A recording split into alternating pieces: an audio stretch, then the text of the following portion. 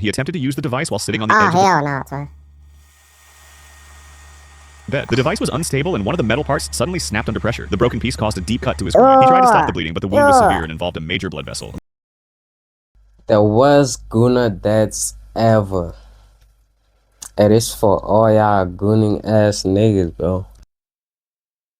This a warning to y'all. Let me see this shit, bro. 1994, a 38-year-old man left his small home in Asheville, North Carolina, telling his family he was going for an evening walk to clear his mind. He often visited a wooded area behind a local park when he wanted privacy, and the route was familiar enough that no one thought much of it. I ain't gonna lie, gang. 38 and still gooning is like, that's another thing you should worry about, gang. 38. Yeah, give it up to him. Clad in casual outdoor clothing and carrying a small backpack, he walked into the tree line just before sunset, disappearing into the dense, quiet forest. As daylight faded, he ventured farther off the main path than usual, eventually stopping in a secluded clearing about 50 yards from the trail. He set down his backpack, removed several personal items, and began preparing an arrangement using a rope tied between two sturdy trees. The setup appeared practiced, done with deliberate care, suggesting this was not the first time he had been in this spot or engaged in this ritual. As night deepened, the man engaged in a sequence that involved controlled Whoa. Oh, nah. Are you trying to unalive yourself, or are you trying to please yourself, or pressure and suspended positioning. At some point during the process, however, he shifted his weight incorrectly or misjudged the timing. The rope system, meant to allow controlled release, failed to do so once he lost consciousness. The moment he blacked out, his body became completely unsupported. Without the ability to adjust himself or break free, he remained suspended in a kneeling position, slumped forward and unable to breathe. Hours passed, and the forest remained quiet and undisturbed. The next afternoon, on June 15th, a group of hikers walked along the same trail, taking advantage of the warm weather. About half an hour into the hike, one of them noticed something odd. When they moved closer and saw the unmoving posture of the kneeling figure, they realized something was wrong. They immediately called 911. Imagine people find you dead with your meat out, gang. Like, that's crazy. That's next level embarrassment. Even after that. When paramedics arrived, they confirmed he had been dead for many hours. Investigators recognized the pattern as a classic case of accidental death during a private high-risk solitary act of gooning. The Goonside incident. On January 8, 2025, a 27-year-old man named Nautica Malone drove his sedan into the drive-through lane of Bikini Oh, I Beans know this one. Coffee in Tempe. And that's the one about that nigga that pulled up to the drive-through and then, like, he had no pants on. And then I think the video went viral and the nigga unalived himself. I think that's it. Arizona, just after 7 a.m. He had left home unusually early that morning, according to his family, saying he needed fresh air and a change of scenery. As he approached the service window, a barista preparing for the morning rush noticed him rolling forward at a slow, measured pace. When he reached the window, she greeted him, expecting a routine order. But within seconds, she realized Nautica had no pants on. She pulled out her phone and began recording the encounter, capturing the man's quiet, vacant expression as he sat behind the wheel. The video lasted only a few seconds before the car eased forward and exited the lane. The clip was shared privately at first, circulating among coworkers, but by late afternoon it had been forwarded again and again until someone uploaded it to social media. Within hours, it was widely circulating across multiple platforms, gathering captions, jokes, and commentary. Over the next 2 days, Malone withdrew from friends and family. According to relatives, he stayed mostly in his room, leaving only briefly to pick up mail or get water. He ignored calls from coworkers, disabled several of his social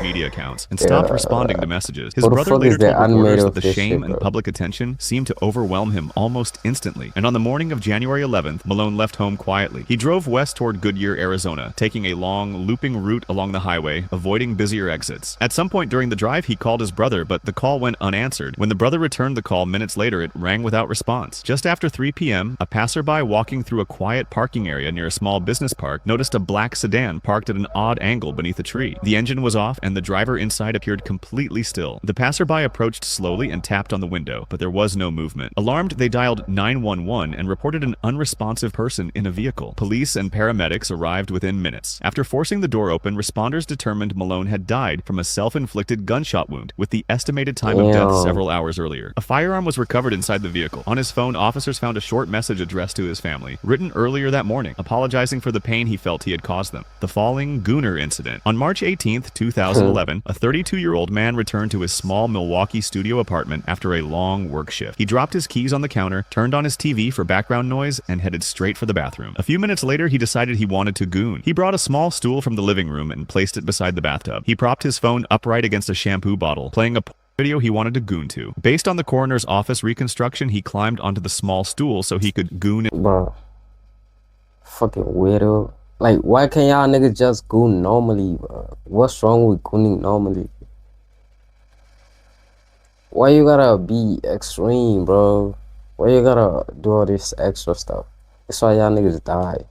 In a certain position, but the stool wasn't stable on the slippery bathroom tiles. While he was in action, the stool suddenly slid out from under him. He lost his balance instantly. He fell backward, hitting his head hard on the edge of the bathtub, and was knocked unconscious immediately. With no one else in the apartment to help him, he stayed on the floor without ever waking up. When he didn't show up for work the next morning, his co-workers requested a welfare check. The landlord entered the apartment and found the scene unchanged. The phone still playing, the stool overturned, and the man lying on the bathroom floor where he had fallen. Paramedics were called to the scene and they confirmed he had died from a head injury caused by the fall. The ladder incident. On June 11, 2019, a 38-year-old man in rural Oregon carried an aluminum ladder behind his house and placed it against a tall pine tree at the edge of his property. He often climbed the tree to get cell reception, and neighbors later reported that he had a habit of spending long periods alone outdoors. That afternoon, he set up the ladder in a secluded spot and climbed roughly 15 feet up, settling on a sturdy branch. He began engaging in gooning while seated on the branch. Oh my god. On a tree, gang? On a tree? The disrespect to Mother Nature, gang. You gooning to Mother Nature.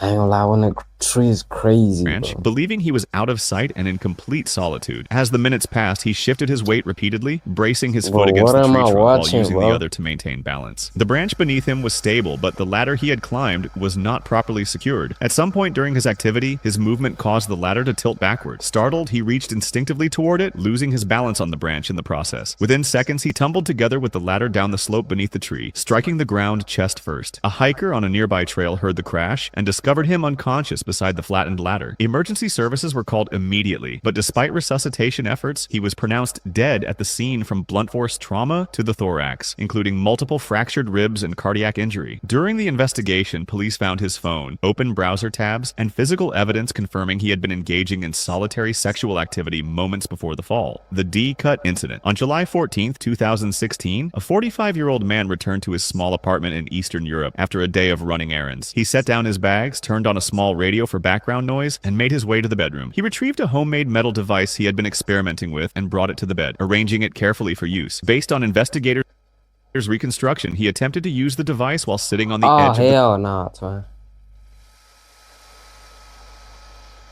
bed. The device was unstable and one of the metal parts suddenly snapped under pressure. The broken piece caused a deep cut to his groin. He tried to stop the bleeding, but the wound was severe and involved a major blood vessel. Alone in the apartment, he was unable to get help or call emergency services. Within minutes, he lost consciousness due to rapid blood loss. When he didn't respond to friends who visited later that evening, a welfare check was requested. Authorities entered the apartment and found the scene unchanged. The device broken, and the man lying unconscious on the bed where he had been attempting to use the device. Paramedics confirmed that he had died from hemorrhagic shock caused by the laceration. The obsessed Gooner incident. On October 14th, 2020, a 33-year-old man woke up in his small apartment in the city. Why are all these people grown-ass man, bro? Go get some bitches, God. At your grown age, I ain't gonna lie, if you goon, bro. If you goon, you should stop that shit like at 16 or some shit. 16 or 17, you should have been stopped gooning. If you don't goon, don't stop. This might happen to you.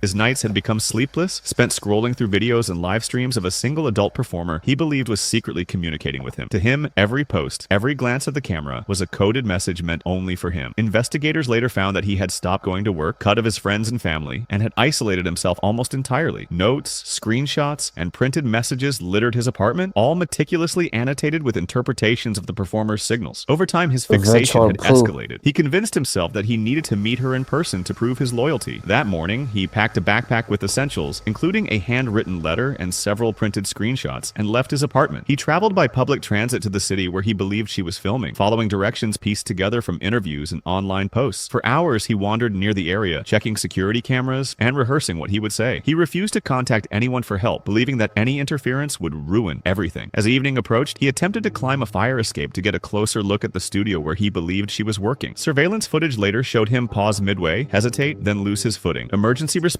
arrived too late. He was already dead. The medical examiner ruled the death an accidental fall, noting that exhaustion, sleep deprivation, and distraction from obsessive fixation had contributed to his fall. Law enforcement later confirmed that the adult performer had no knowledge of his existence, had never communicated with him, and played no role in the accident.